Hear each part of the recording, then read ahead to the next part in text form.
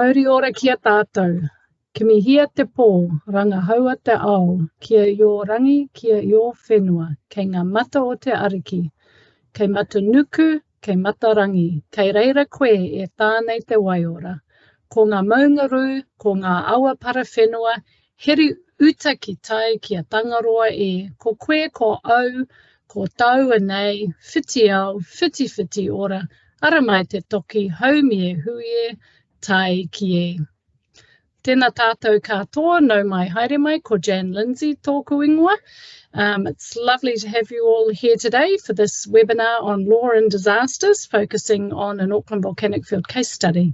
My name's Jan Lindsay. I'm a volcanologist at the University of Auckland and a co-leader of the urban theme of the Resilience to Nature's Challenges National Science Challenge, and we're hosting you here today for this webinar. We have 3 speakers today, each of whom will speak for about 15 minutes. The first speaker will be John Hopkins. John is a professor of comparative public law, specialising in disaster law and subnational governance, and he's the director of the Lead Institute of Law, Emergencies and Disasters at the University of Canterbury. And then I will speak, providing an overview of the Auckland Volcanic Field, and then Holly Faulkner will give her presentation. And Holly is a research associate for the Institute of Law, Emergencies and Disasters, LEAD, and she's currently completing her PhD, looking at legal preparedness for large-scale urban disasters using the Auckland Volcanic Field as her case study. So because this is a webinar, it is being recorded, just for your information. So please, if you have any questions, please pop them in the chat and we'll have a Q&A at the end. So I think that's about all for the housekeeping. So I'll hand over to John, who will kick us off. Tēnā koe. Kia ora, Jan. I'll just sort out my slides. Can you just give a thumbs up if that's correctly shared? I'm notorious for sharing the wrong things. Kia ora koutou, nau mai, haere mai, and thank you for the chance to speak to you all today. Ko Dr. John Hopkins tēnei, as you just heard from Jan, I'm an Aotearoa Professor of Law down here at Te Wharewananga o Waitaha, and I to the University of Canterbury, and I'm also Director of the Institute for Law, Emergencies and Disasters, the LEAD Institute, and at the Faculty of Law to Kaupeka, also based here at the University of Canterbury in lovely Christchurch on this lovely day. Now, I'm going to focus on the law and disasters element of my work, which takes up most of my time these days. But my purpose here is relatively brief. I'm just going to provide a brief overview of the role of law and its importance in disasters before we turn to the specific case study that we're going to look at, which is that of the Auckland Volcanic Field, where Jan's going to provide an introduction, and then Holly will talk about the interaction between law and this particular hazard, or at least some of the elements of her PhD research. So I'll turn to the issue of disaster law. So the first thing I would say is I start with a confession that being a disaster lawyer, is a lonely business.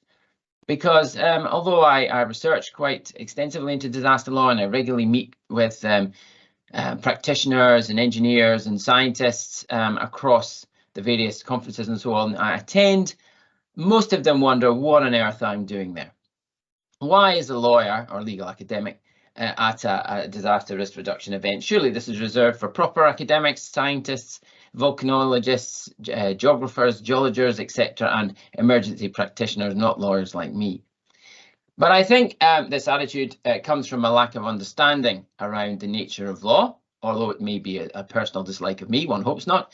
So therefore, we first need to define some terms. So the first term I'm going to define is one that should take 30 seconds. We all know, I think, in this virtual room, what a disaster is. Disasters are never natural. They're caused, of course, by the interaction between the hazard and a community. And when a community systems fail to manage the hazard effectively, a disaster is the consequence. Now, I've used Elan Kelman's phrase there on the quote there on the slide, but we could have used the United Nations Disaster Risk Reduction definition or the Red Cross, the IFRC definition. They're all slightly different, but they all agree that disasters are social phenomena. So, okay, so much for disasters. What do I mean by law? Well, most people, I think, including my first-year students who don't, study law in any depth, when asked what law means to them, will tend to talk about courts and lawyers and statutes and regulations, maybe prisons and police, and things like that. But these things are examples of how we do law in this country. They are not what law is as a concept. Law, to be brief, is the means by which a society manages itself to ensure that it functions as a society. And it comprises the essentials for any society, what we call the law jobs. It comprises those things that we do to ensure that we stay within the boundaries of our society. The technical philosophical term is channeling expectations, but they're basically the rules of our society, whatever they are. They're methods that we resolve disputes. They're the means by which we decide what in our society we're going to do, what direction we're going to go in, and the means by which we allocate authority within our society to say who does what. And in Aotearoa New Zealand, of course, that means a lot of statutes and regulations, because New Zealand loves a formal law. That you may recall, there's a quote from an MP from the 19th century that said, every country must have a means of a main manufacture, and in New Zealand we manufacture laws. But these goals, of course, can be achieved by other means too. For example, unwritten law, customary practices are far more to the fore in our Pacific Island neighbours. Their method of doing law is different, but it's still law. In New Zealand too, once we start to think about it, we realise that we too achieve these law jobs in many ways outside the formal. We utilise social norms, tikanga, customs, behaviours, practices. The list is almost endless.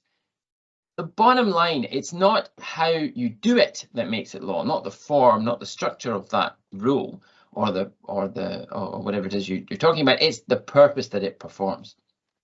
Law is not defined by the form it takes. It's the glue that binds societies together.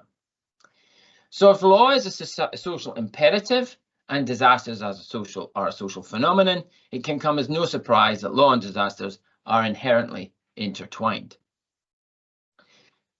So once we take this wider sociological view of law, it becomes obvious that every aspect of the disaster cycle is framed by law or informed by law.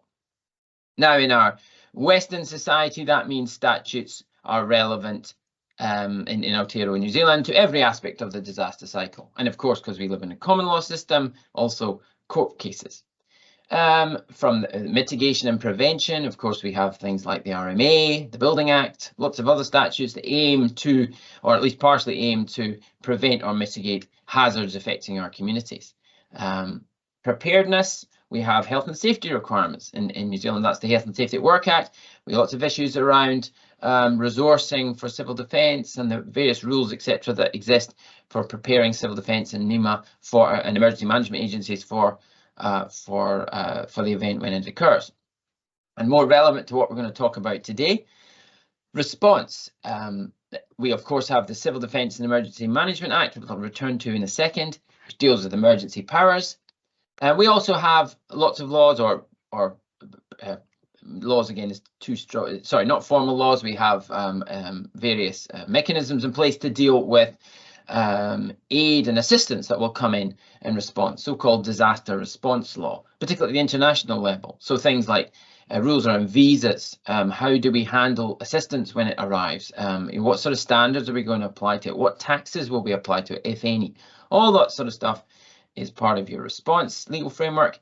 And then finally, in terms of recovery, which again, something we'll focus on today, you need to have statutes around planning or rules around planning and building and demolition, cordons, what you're going to do, how you're going to manage your recovery, and of course, an overall management process or a management structure in the case such as we had in Canterbury, the SERA the Canterbury Earthquake Recovery Authority. It doesn't have to be a different authority. The point I want to make is that law is never about just these formal rules, although obviously we have them all that relate to different aspects of the disaster cycle. It's about how they operate in practice. Now, this interaction between law and disasters is what we at the Lead Institute down at Canterbury, Te Wharewananga Waitaha, that's what we spend our time looking at. We have fingers in many of the pies I've just mentioned, and we actually don't have enough fingers. But in this webinar, we're just going to focus on response and recovery. So it's to that I'll now turn. So for those that work in response, in my experience at least, the view of law is not particularly positive. Again, maybe it's just that people don't like me, but I like to think that it's something to do with the subject. There tends to be a groan when I arrive and start talking about legal processes. Again, I hope this is due to the lack of understanding that exists around law. But it is a problem because law tends to be seen as an obstacle. It tends to be seen as getting in the way, but it shouldn't. Bad law gets in the way. Good law, as I'll return to at the end of the presentation, should assist us to achieve what we want to achieve, whether it's formal, informal, or whatever structures you utilize. Nevertheless, the perception is that law needs to be moved aside during the response phase, and as we'll see, also into the recovery. The general view is that individual action and discretion should be the order of the day. And as a result, we create exceptions to remove the formal law in response and to some extent recovery situations. Now, the most obvious example of this in New Zealand is, of course, the Civil Defence and Emergency Management Act, which provides emergency powers that exist when a state of emergency is in place. They give them to the emergency controllers during both the state of emergency and the transition phase. These powers are actually quite limited when you compare it with some other states around the world, where emergency powers are more extensive and sometimes operate outside the constitutional frame. So, for example, in France, they have constitutional powers which allow the president to move outside the constitution and do things that wouldn't normally be allowed under a state of emergency. Or in Italy, where they still use a statutory frame, but they have a practice of long-term states of emergency. So during COVID, Italy was in a state of emergency for over a year. So because of this, New Zealand is often lauded internationally for its commitment to the rule of law in emergencies. But as I suspect everyone in this listening here today knows, this formal commitment to the rule of law and relatively narrow emergency powers in Aotearoa New Zealand masks a much more complex reality. Because when push comes to shove, as we all know, we have a propensity in New Zealand to pass new legislation that provides governments with exceptional powers that are equivalent to states of emergency powers, but with a different name. Now, we saw that under the SERA Act. We've seen it more recently in the severe weather emergency legislation. We saw it under COVID. This, of course, is possible because of our very executive-friendly constitutional model. It is easy to pass law in New Zealand, formal statutory law. The consequence is that when things go south, we often enter a phase when the normal processes are deemed not to apply. So these can, as we saw in the case of the Canterbury earthquake and the recent weather events in the North Island to Ika Maui, these exceptions can last long after the emergency has passed. In these examples, we enter long-term, what we call in law, states of exception.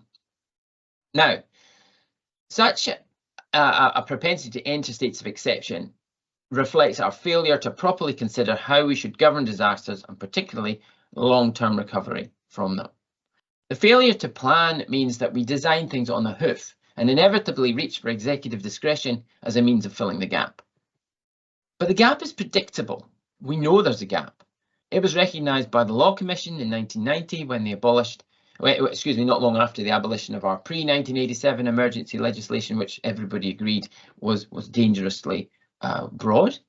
And increasingly, of course, the nature of the hazards are predictable too, and we'll hear from Jan and Holly later about that. The talk of black swan events. The black swan event was never is not something that's not predictable. It's something that was outside your experience. And because of our greater understanding now of natural hazards, we can predict, at least partially, what sort of hazards we face, far more than we did in the past. But the failure to address this means that we have to create law at the time of the event. And I have to say, I can think of no worse time to be creating a legal framework for recovery as in the middle of a response. So when we do so, which is the New Zealand model, two things happen. Firstly, in the absence of a pre-planned framework, we tend to give large amounts of discretion to the executive. And by that, I mean the government in all its forms. Checks and balances, processes and procedures are too difficult to drop on the spot. They could get in the way, they could get in the way of the response and recovery, so we default to large amounts of executive discretion. But too much discretion and unstructured discretion is generally a bad thing. It puts the recovery in the hands of individuals, some of whom will be awesome and some of whom, frankly, won't be.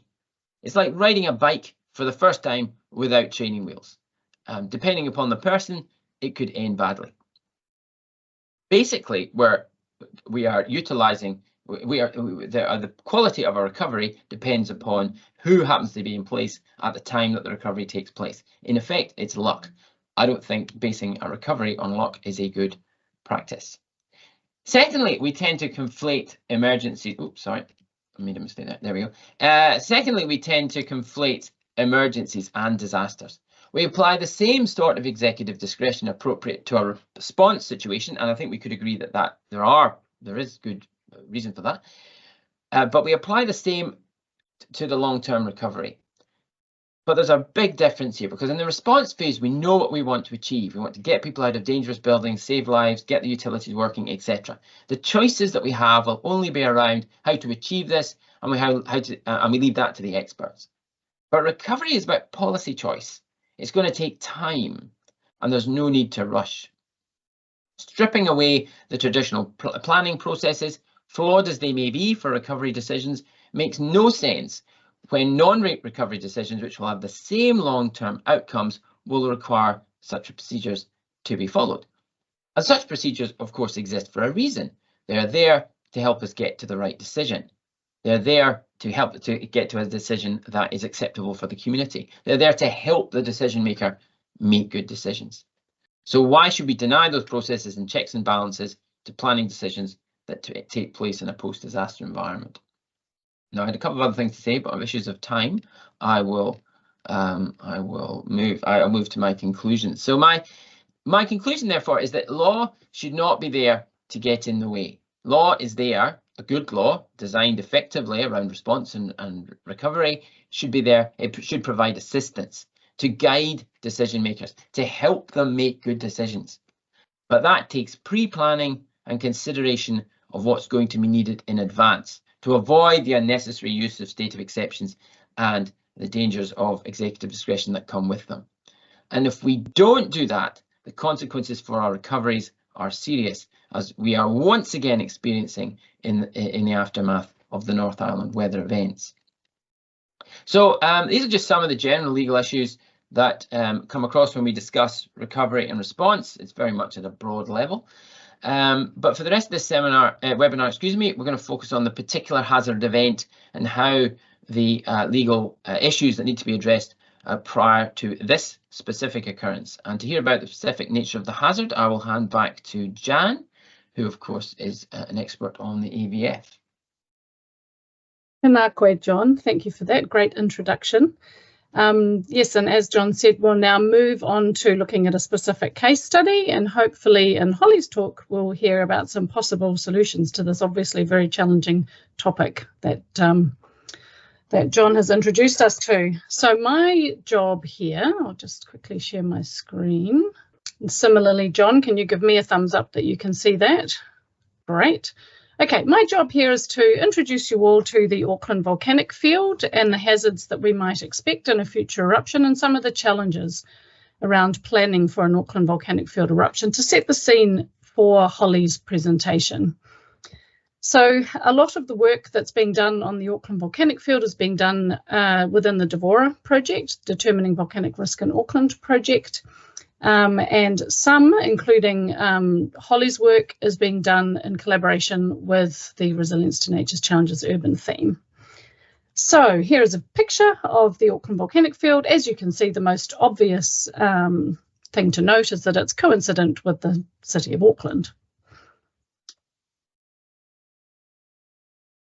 Okay, the Auckland Volcanic Field is a distributed volcanic field. It's different to the other types of volcanic regions or types of volcanoes that we have in New Zealand. Here's a map of the volcanic regions of Aotearoa. We have the Taupo volcanic zone, which typically hosts calderas and domes and stratovolcanoes. Taranaki out here is also a stratovolcano. Here are some examples of what they look like. The Auckland Volcanic Field, as a distributed volcanic field, consists of a whole bunch of different volcanoes that have popped up in different locations, and that is known as a distributed volcanic field, and that causes some challenges for us, as we'll see later. So zooming in on the Auckland Volcanic Field, it's what we call a distributed volcanic field. It's made up of around 53 what we call monogenetic basaltic centres. That means every time magma arrives at the surface, it tends to pop up in a new location. The total volume is about 1.7 cubic kilometres. This is the area, often described in the form of an ellipse, 20 by 30 kilometres. It's been active from about 193,000 to 550 years before present. The last eruption, Rangitoto, was the largest, quite considerably the largest. There have been 26 eruptions over the past 60,000 years, and if you use those statistics, the average recurrence interval is roughly one every 2,300 years. That's one way of trying to look at the likelihood of a future eruption. Just to give a sense of the scale of the Auckland Volcanic Field, I've plopped the map of the Auckland Volcanic Field to scale here next to Taupo. So it's roughly the size of Lake Taupo, just to give you an indication of how big it is compared to some of our other well-known volcanoes. And a word on the volumes. So most eruptions produce products that are less than about 0.1 cubic kilometres. So when looking at the size of volcanoes in general, like Taranaki, for example, that is a small contribution to the overall size of a volcano. However, the eruptions itself are, reasonably significant size. So here's a possible analogue, Surtsey in Iceland. So this is the sort of thing that we would expect in a future Auckland Volcanic Field eruption. Another example might be individual eruptions from some of our more well-known volcanoes, say Ruapehu. The 95-96 eruptions generated about the same volume that you would expect in a future Auckland Volcanic Field eruption. The difference being in Auckland, these eruptions happen in different locations each time, thus creating smaller volcanoes, whereas at Ruapehu, they happen over and over again at the same place, thus over time creating a bigger volcano. So we tend to describe the Auckland Volcanic Field hazards as falling into these categories: the formation of the vent itself, given that a new volcano will likely form a new vent; base surges, fast-moving clouds of ash. Here are some images of what some of these things look like. Tephra that's ash and larger particles like this. Lava flows, here's an example from Hawaii over here, and gases generated from, say, for example, lava from the vent itself, but also when lava, for example, interacts with water. So these are the gases that we would expect, and these are some analogues from around the world to illustrate what those might look like. The hazards and the vent shape reflects the eruption style of the volcano. So, for example, the base surges that I talked about before, it's a type of pyroclastic density current that can be powerful enough to knock over trees, and have done so in Auckland in the past. This is at Maunga Taketake. They come from Mars or explosion craters and form explosion craters. So this is an example from Orake, and here are some analogues that I also showed on the previous slide. This is the Ukanrekma in Alaska. Lava flows and fire fountains are produced during more effusive magmatic style eruptions and generate scoria cones with lava flows surrounding them. This is a simulation of lava, so pretend lava flow running down Queen Street. So obviously not real, but that was done for a TV show or the some years ago. And an analogue here might be the Aotearoa eruption on Heimei in Iceland in 1973, where there was fire fountaining, tephra, ash and lava flows as well. There can also be secondary hazards, and they can be quite significant too, in the form of earthquakes, shock waves. Here's an example here. And fire generated from ballistics landing on houses or other flammable material, but also lava flows, which are obviously very hot when they erupt. And tsunami, if there is an eruption offshore, there could also be a small volcanic tsunami. I say small because the water around Auckland is not terribly deep. So there are some key planning challenges in all this, and the most obvious one is that we don't know where the future vent is going to be. Here's another map of the Auckland Volcanic Field showing the previous vents in pink dots, just pink triangles rather, just to get your eye in here. We also don't know how long a future eruption will go for. So obviously the response and recovery actions will be different if you're dealing with an eruption that stops after a few months or an eruption that keeps going for several years. If we look at analogue eruptions around the world, there's a bit of a range from say a few weeks to months, all the way up to several years. We have the sense in Auckland that we're more likely to see a several months type of scenario based on various geological features rather than several years. But these are just some examples of analogue eruptions. And also the eventual size and style of eruption is unknown, although we have a very good idea of the range of things that we would expect to see.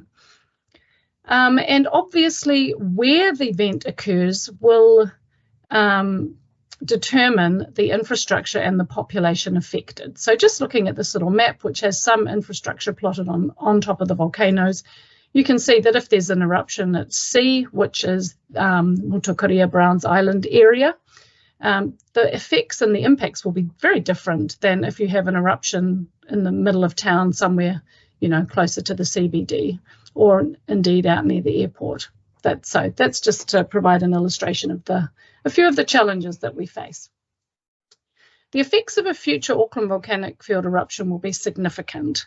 Even though Auckland comprises just a small proportion of land area in New Zealand, as indicated by this diagram here, when you scale that according to population, which Marianne Clive at GNS Science has done in the past for presentations, you can see that Auckland billows out. And that is because it's scaled to population here, just to show the difference between hazard in an area where there is not much population and infrastructure exposed, and hazard in an area where there is a lot of infrastructure and people exposed. So just to highlight that, some work that was done over 10 years ago now by Market Economics. We host a third of New Zealand's population, about a third of our GDP, and around 50 volcanoes. One eruption will result in a significant drop in our regional GDP and a drop in our national GDP. But the modelling that they did indicated that because people might relocate, there might be an increase in GDP elsewhere. So that's just to provide an indication of, one aspect of impacts that might occur.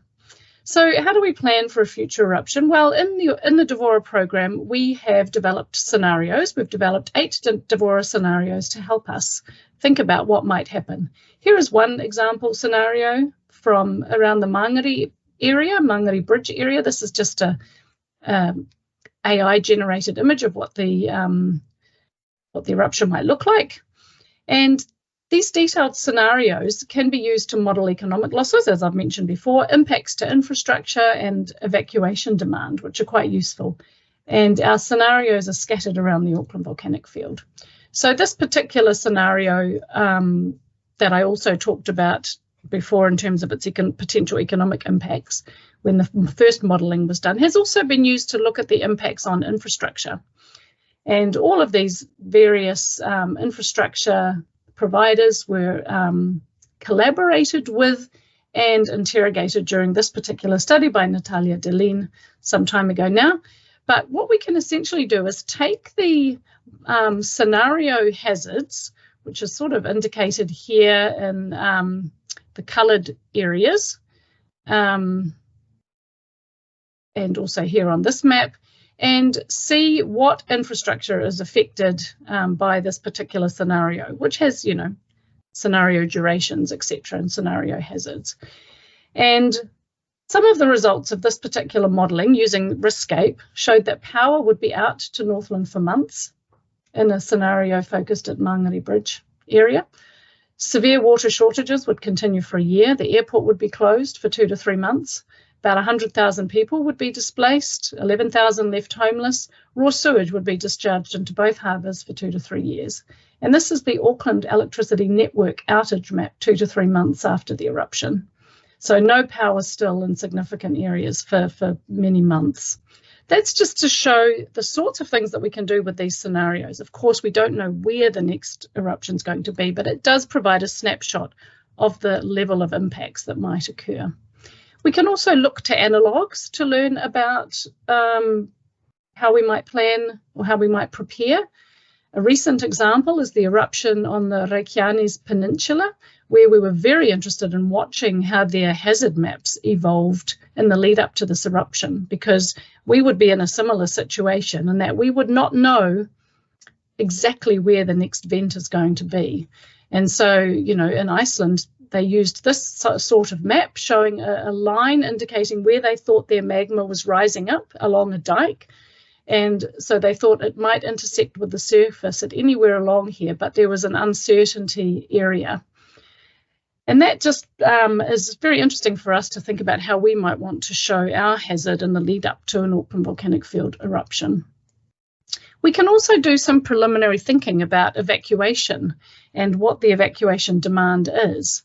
This is some work done by Alec Wild, a previous PhD student of mine, and he looked at the distribution of population across the Auckland Volcanic Field, the number of vehicles available for people to use across the area, and the areas where people do not have access to vehicles. And this is all based on census data. And if you take that demographic data and combine it with the current evacuation zones that are envisioned for a future Auckland Volcanic Field eruption, which are 3 kilometres radius around the vent and extended out to a buffer zone, which is 5 kilometres radius around the vent, you can do some calculations to explore evacuation demand if you move that potential evacuation zone around the Auckland Volcanic Field. So that's what these two images are showing, including a uncertainty buffer around that vent because we don't know exactly where it will pop up. So the upshot is that for some vent locations and some vent uncertainty scenarios, up to 1 million people might need to be evacuated in the event of an emerging crisis in the Auckland Volcanic Field. We can also look at clearance times. So this map just shows that some areas will be harder to evacuate than others, and they may take longer, and that's due to where the egress routes are and how many people there are to evacuate. And if you use a specific scenario that we've been talking about, one of those Devora scenarios, for example, you can actually, using all of this demographic data, determine when and where might be cost beneficial to evacuate. And the upshot of this little diagram is just showing that as the vent location becomes clearer and we start to see it emerging based on our hazard models, the potential evacuation zone does become smaller. Although depending on how you calculate that, you can still see that in some scenarios or some methods of calculating this, that zone still remains quite large. So evacuation is going to be a massive challenge for us in the event of an Auckland Volcanic Field eruption. We also monitor the volcanic field. Here's another simulation of what a potential eruption might look like in the early stages. But we have challenges there. We don't know where the vent's going to be. So the most useful monitoring technique is seismic monitoring, because we can distribute seismometers around the Auckland Volcanic Field. And if we did start seeing unrest, then other types of monitoring equipment would be brought to bear and installed as we get a better idea of where the vent might occur. But this is the GeoNet monitoring network illustrated in this diagram. Auckland is noisy, which is another challenge for monitoring. So many of these seismometers are down deep boreholes to try and get away from surface noise.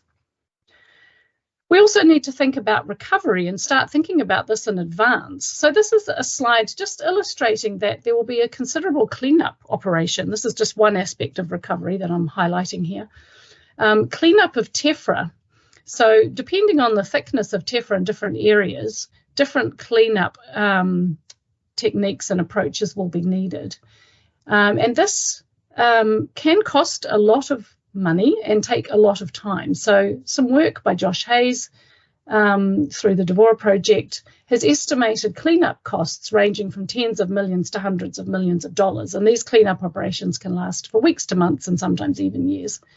And that's consistent with historical tephra cleanup operations elsewhere in the world, but also analogue cleanup operations here in Aotearoa, for example, following cyclone. And an important point to note as well, which is important for all aspects of this, is that Auckland can also be impacted by tephra, so volcanic ash from other eruptions, from other volcanoes in New Zealand. So it's also important to continuously engage with key stakeholders and partners on this so that we are continually building relationships and maintaining relationships and thinking about our plans and processes and laws and how they can be optimized and how our preparedness can be optimized. So for more information, you can feel free to visit the Devora website. There's lots of information about the Auckland Volcanic Field on that website. And I'd just like to thank all of the funding partners for Devora and the National Science Challenge, obviously, and all of the researchers that are involved in the ongoing studies of the Auckland Volcanic Field. So thank you very much. Now in the final presentation, we'll hand over to Holly to provide us with some thoughts around the law and disaster scape in Auckland. Over to you, Holly. Kia ora everyone. Jane, could you just give me a thumbs up if you can hear me? Fabulous. Kia ora everyone. My name is Holly Faulkner. I'm a PhD student from the University of Canterbury. And as it's been said before, my project is looking at legal preparedness for large-scale urban disasters. As you can see from my title, Are We Ready? Legal Preparedness for the Auckland Volcanic Field. I'm interested in volcanoes, but I'm not a volcanologist. I have no background in volcanoes. I think they're really, really fascinating. Instead, I come from a law background and saying that this is a multidisciplinary project. So this project combines both law and disaster risk reduction studies. So I'm part of RNC Urban and I'm also supported by Devora. So John's talked about all the law stuff, Jan's talked about volcanoes, and now my project brings these both together. And I thought the best way to do this would be to do an example, and actually it so perfectly leads on from Jan's talk, because I'm actually going to talk about evacuation and mass displacement. So my case study is mass displacement of people. Due to the highly destructive nature of volcanic hazards, evacuation is often the only mitigation strategy. And volcanic hazards, their impact can continue on much longer than the eruption. So even though the eruption might have stopped, you're still going to have to deal with some of the impacts. So for example, if one of the lava flows, like in Jan's pictures, hits your house, you're not going to be able to rebuild your home for quite some time because the land is literally just going to be hot. So large-scale evacuation of Auckland is going to lead to mass displacement. Although evacuation itself is quite a short-term concept, getting people out, moving them, mass displacement could be very long-term because of the length of time for all of these impacts.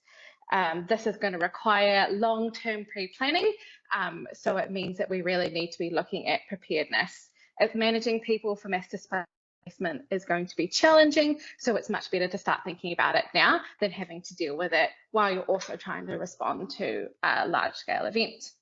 So evacuation of Auckland due to volcanic activity, it poses lots of challenges when it comes to managing people. Firstly, as Dan has said, we don't know where the evacuation is going to happen, so it makes it a lot more challenging to do the evacuation planning. Secondly, Auckland has a large population. So as Jen said, up to 1 million people could be evacuated, and it's also made a bit more tricky due to its geographic location. So it has fewer key evacuation routes. So those are really going to need to be thought about in advance. However, evacuation modelling like that done by Weil et al. Can give us an idea of the challenges that we're going to need to prepare for. Eruptions are unpredictable, they can change quickly. So as John said, we simply need to prepare for them, because creating whole new frameworks while you're trying to deal with an eruption is not going to be the best frameworks. And sometimes for an eruption that can move so quickly, you're simply not going to have the time to sit and then even just write out your plan. It's just not going to be possible. New Zealand's past experiences with the disasters has shown a real practice of creating this bespoke post-event frameworks. But my argument is actually we need to totally change our approach. Instead of looking at law after the event, we need to place law as a core part of preparedness. And that means asking ourselves, what do we need to manage a large-scale volcanic eruption in Auckland? There's a broad range of legal issues that are going to arise in this scenario, as you can imagine. However, in the interest of time, I thought I would just focus on this one example. So, existing legal frameworks for large-scale eruptions or evacuations of Auckland. So we've got both national level and also regional level frameworks. So national level won't come as any surprise. CEDAM Act, National Disaster Strategy, National Guide CEDAM Plan, and Guide to the Plan as well. What I thought was really interesting is most of this framework doesn't actually look at mass displacement. It covers evacuation to a degree. So in the CEDAM Act 2002, Section 86, I think it is, sets out the powers for evacuation. So you need a state of emergency. There's also some common law powers around evacuation for the police.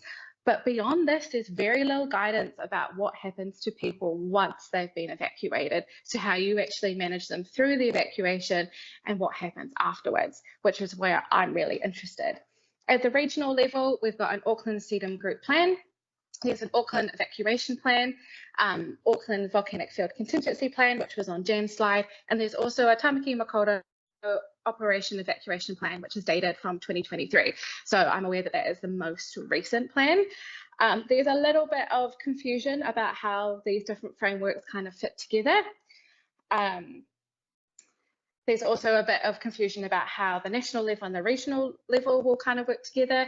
There's no mention of mass displacement at this national level, and I wonder if this is because there's an assumption that it will be dealt with at the regional level, but there's no acknowledgement that mass displacement, if you're moving 1 million people, might be beyond the capacity of regional authorities. But maybe the reason that we haven't got it at that national level is because there is this assumption that if the event happens, it's beyond the capacity of regional authorities, then a whole new framework will be introduced with these extensive state of exception powers that John mentioned. So coming back to the regional level, again, a little bit of, I guess, challenge putting those pieces together. So the 2023, the most recent plan, says that it supersedes all previous Auckland CEDAM group evacuation plans. However, I'm a bit unclear about whether that includes that Auckland evacuation plan. It's still on the website and it's considerably more detailed than this 2023 plan. Also, that Auckland evacuation plan is not a logistical document. Its whole purpose is to provide guidance when you're preparing and creating future plans. There's no secret, I would guess, in this room that there's always going to be a little bit of, it's a tricky to get all of the frameworks to match up. And this is made challenging by the huge volume of tasks that are assigned to regional emergency management groups, lack of funding, lack of support, and lack of oversight, or like a monitoring mechanism to ensure that actually all of these bits are done and that they all work together. For my case study today, I'm really focusing on that most recent 2023 plan. And that leads us to the big question that we want out of the plan is, what do we need to manage people from mass displacement in Auckland?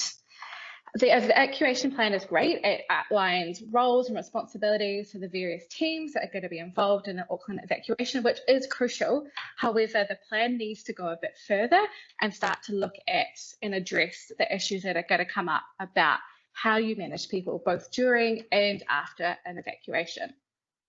So evacuation itself starts to raise lots of questions. Who's going to be evacuated? Who's going to undertake the evacuation? Where do you evacuate to? Where are you putting people? How will people be evacuated? And which evacuation routes are going to be taken? So already lots of legal questions. So the first one is, how do you evacuate people? So this 2023 plan identifies walking, bus, rail, and potentially boats as well to be as mechanisms to be able to evacuate people. And this is great. It's important to identify all of these modes of transport. With my legal hat on, none of these workers are emergency management personnel. So my question then is whether you can actually make non-emergency management workers return to a high-risk situation. There are broad powers from the CEDAM Act, but it's unclear whether you could actually use these to compel non-emergency management workers to return to a high-risk evacuation zone, especially for something like an eruption where things can move so quickly. So like Jen said, base surges can move super fast. Can you send those people back? Becomes a real health and safety issue. We've kind of had some different discussions about this, and it's a really interesting legal question that's coming out around evacuation. The second thing that I had a look at was, I've gone one too quickly. So what about moving people? Wild et al., when they did their evacuation modelling, they identified significant factor would be non-compliance. So basically people that refuse to evacuate. How are you going to manage them? How do you manage resources related to that? If you're required to undertake additional activities, such as getting police to do door knocking and convincing people to leave, this is going to add time and delay, and you're going to use resources elsewhere. So do you have the resources to undertake like managing people in this way? We'll also need to consider how to manage people who aren't able to self-evacuate. Wild et al. Also identify, so hospitals, rest homes, prisons, none of them are going to be able to self-evacuate, and you're going to have framework about how you're going to manage them.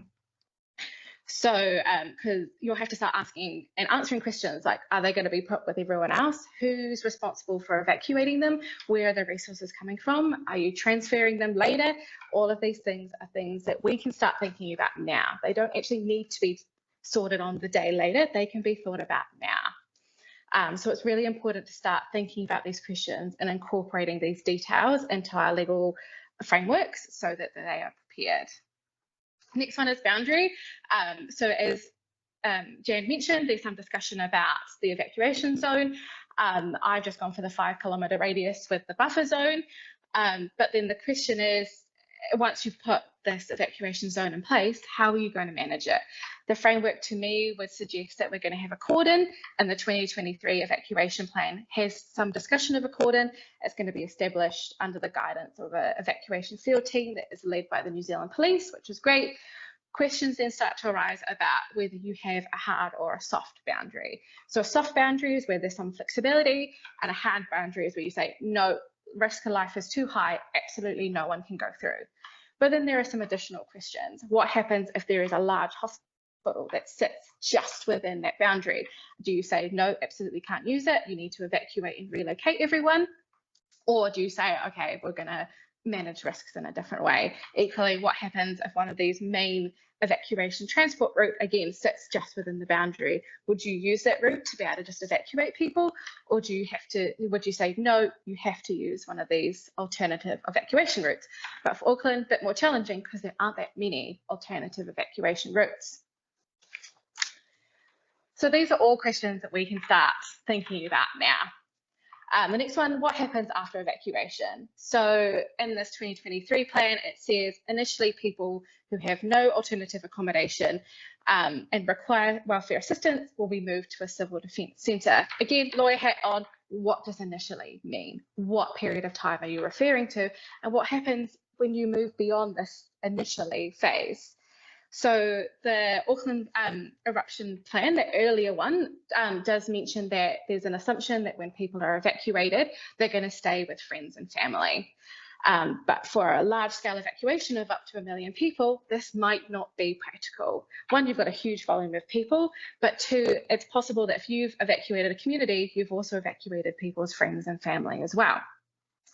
Equally, we know that volcanic eruptions can be long-term, so putting people to couch surf is not going to be practical for a long-term situation. It's simply not going to be viable. People need to still be able to go to work, go to school, like there's other things that have to kick in after you've been immediately evacuated. So the question there is, if staying with friends isn't viable, what about civil defence centres? And will this mass evacuation and mass displacement put too much pressure on these civil defence centres? Do we even have the capacity to house that many people in the current number of civil defence centres that we have? And are they going to be adequate to deal with long-term accommodation?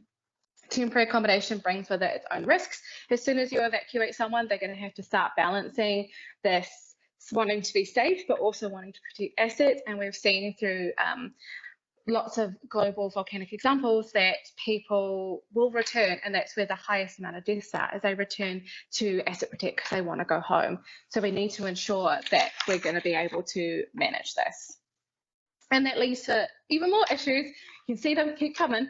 Long-term accommodation and resettlement. If you've decided that people can't return to their home because some people won't be able to, how are we going to resettle them? Are you going to be able to do a buyout system? How will you make this work? There are so many questions that we're going to have to deal with. It appears that the responsibility for longer-term accommodation currently sits with MD, but it's totally unclear if there's any plans for this or what powers would be used to implement this. However, lots of doom and gloom, there is a silver lining. We are still in the preparedness phase for an Auckland Volcanic Field eruption, which means we can actually start looking at the frameworks and making sure that they are prepared.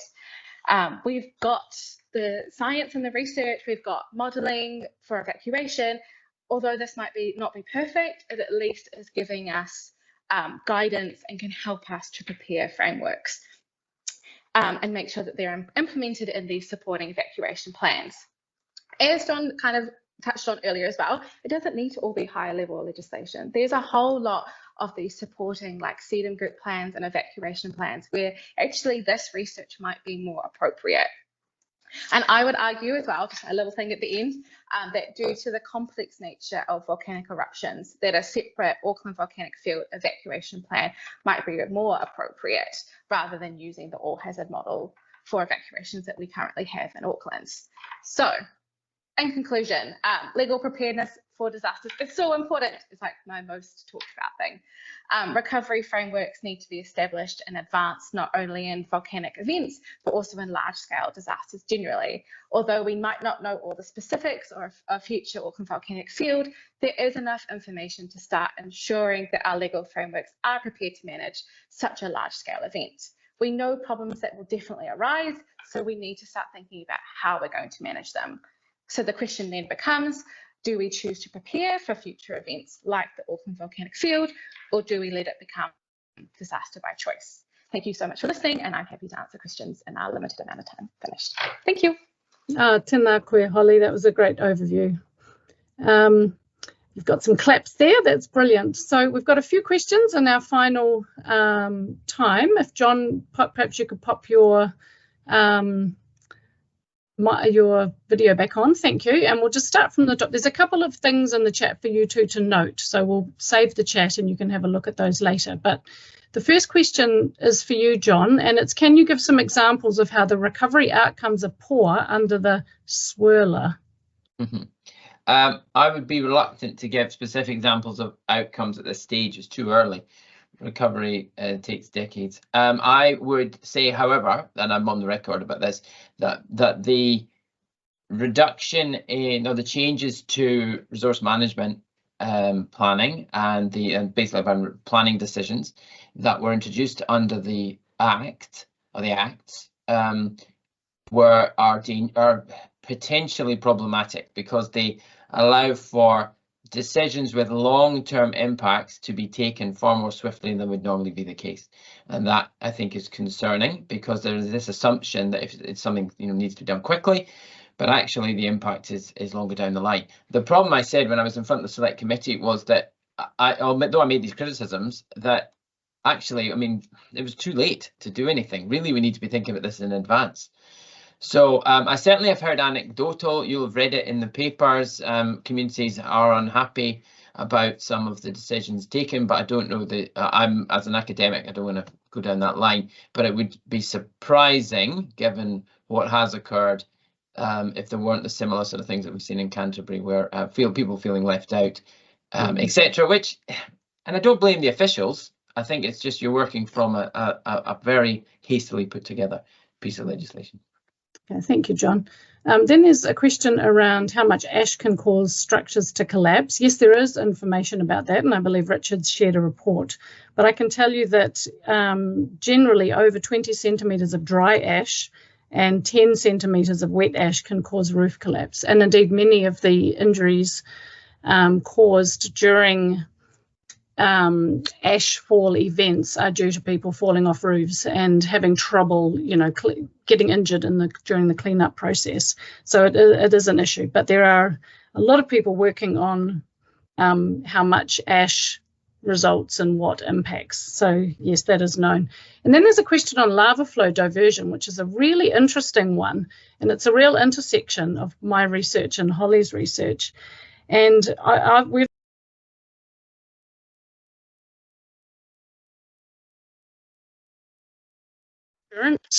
questions. If you divert lava from one area and put it into a different area, then you have to destroy another area in order to preserve one area, and who chooses where to put it. And then there are also cultural considerations. So for example, in Hawaii, it's not considered a viable option for cultural reasons. And so in Auckland, I don't know, we can ask Holly if there are any specific laws that prevent the diversion of cooling of lava flows, if you happen to know offhand. Otherwise, I think it's a follow-up question for us to dig into, because I think it's very interesting and something that could be thought through in advance. I'll just quickly add on to that. Yeah. It is a question that comes up, and I've got a wee thing on it about like mitigation strategies that we will decide. I'm not aware that we have any frameworks around which mitigation strategies will be pursued, but I think that's another thing that I highlight, and that we actually do need to address that now and decide who will do it, and whether we're going to pursue them or not. Anecdotally, I've heard that some people are like, yeah, people will just get in, like they'll want to divert the lava, but it's really something that we need to be considering in advance. Yes, I fully agree. Yep. Are there some things in Auckland that are too big to fail, too important to destroy with lava, or are we just not going to interfere at all? These are the questions that we need to ask and think about it from a legal perspective as well. So if we jump down to the next one, we have a point that developing law before events will help embed learnings from other events, which is absolutely true. There's a question here, Holly, have you considered whether there are legal controls on media messaging to ensure evacuation happens in the way that is desired? Brief answer. Very brief. No. Okay. There are lots and lots of different legal issues, and unfortunately, due to the constraints of a PhD, I've just really had to focus on some. Like, absolutely, communication is really important. It's going to be a key part of evacuation, but there are just so many legal issues. I've really just stuck to like, no, that's, a subset. These are things to consider. There's a note on a report from Wellington that you should have a look at. Then a comment about how no plans laws are static. How should the need to update laws be monitored? Well, that's a deep question, I suppose. Yeah, that might be too hard to answer. And have you got a quick answer, John, to that one? Well, it's not that hard. I mean, of course things change, but this is one of the key tricks. That's why you want to do it in advance, because too much discretion is a bad thing, but too little discretion is a bad thing too, and you need to hit that Goldilocks. So you need to give that flexibility, but that's why you don't do it in the middle of an event. You try and think in advance what you need, but of course you need to constantly review things. We actually do have a review process in New Zealand. It's quite good, but it's too narrow. It tends to just focus on the purposes of the act. Maybe we have another 7 lectures on that topic. Yes, yeah, thank you. Yep, I think we are running out of time. We've reached 12 o'clock. We've got a quick question about how much notice of evacuation in Auckland. That's challenging. It'll be likely a short period of time. So, we're talking hours to maybe well, notice of evacuation, we may have several days or weeks of warning that something's happening, but we have to wait until we have a better idea of where the vent's going to be before we can call an evacuation. And that's one of the big challenges, is when do you make that call? And I think we'll just have to leave the rest of the questions for a follow-up. We'll do a follow-up email and send you the answers for those follow-up questions. Oh, John's just put up a little ad for us. Well, not me, but it is Holly. my ad. It is my ad. Okay, a little save the date. And thank you to our speakers. Thank you so much. Thank you to everyone who came along to this webinar. Appreciate your time. And I'll close us off. Ka whakairia te tapu me ngā kōrero ki runga kia wātea ai te ara. Kia turuki whakataha ai, kia turuki whakataha ai. Haumie huie, tai kie. Mā te wā e te iwi.